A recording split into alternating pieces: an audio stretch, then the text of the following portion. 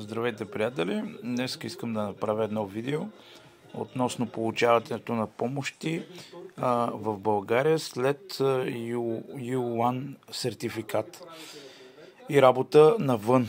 Като се приберете с U1 апликация, вие може да кандидатствате за борса, приятели, която ви изплащат 80% от вашата заплата, която сте заработили, независимо къде в Европейския съюз, защото вие сте граждани на Европа.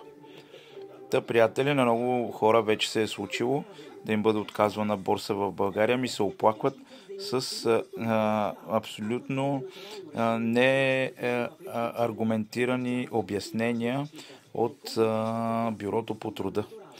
Трябвало да си работил 2 години, трябва да си работил 5 години, различни условия, които в закона ги няма.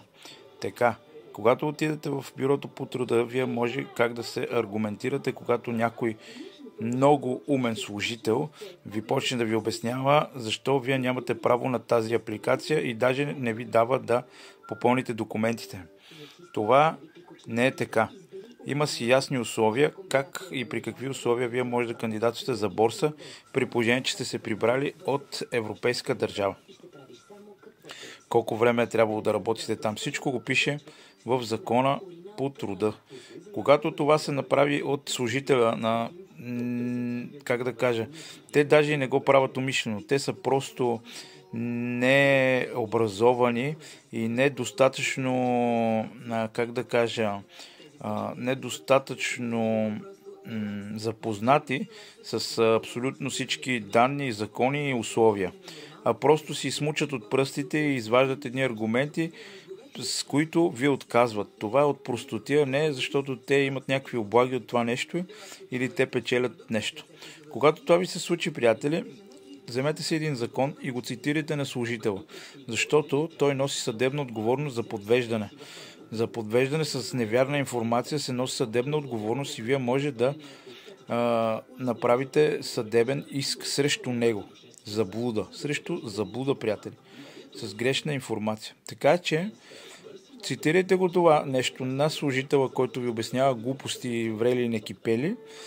Прочетете му закона, който ясно описва при какви условия вие може да получавате борса след като сте се прибрали от чужбина и му кажете, че ще си търсите правата на друга инстанция, защото той е прост. С справи и с точни думи. Не го обиждайте, защото той може да ви върне обратното. Просто бъдете сдържани, не викайте и действайте по правилния начин. Винаги действайте по правилния начин, не си изпускайте нервите от простотията на заблудени и прости служители, които са сложени от познати, с някакви облаги или с тем подобна шуробаджинащина, която в България е много силно разпространена все още. Затова държавата не върви. Много хора, които са able и които могат и знаят, не бъдат слагани на правилните места, а слагат такива братовчет, роднина, приятел, милиционер, такива ги слагат, разбирате. Така че дано съм помогнал на някой с това нещо и ви казвам, търсете си правата, действайте си и им четете законите, там където е написано. Когато ви кажат някаква лъжлива информация, подгответе се преди това и ги питайте на какво основание ви е отказано, защо така и защо го правят. Също така имате право и да ги записвате. Когато им кажете, че ще ги запишете, защото вие имате право, вие сте на публично място, може да ги записвате, няма значение те искат или не искат, те са служители на вас. По закон, по презумпция, вие имате право да записвате разговора, за да го използвате като свидетелство, като доказателство на правилното място. Когато им го кажете това, те почват да се дърпат и става страшно. Така че, дано съм помогнал на някой. Моля, разпространяйте това видео, шервайте, лайквайте и съскрайбвайте. Също така и за моят канал в YouTube. Ще се радвам да сме повече. Чао от мен!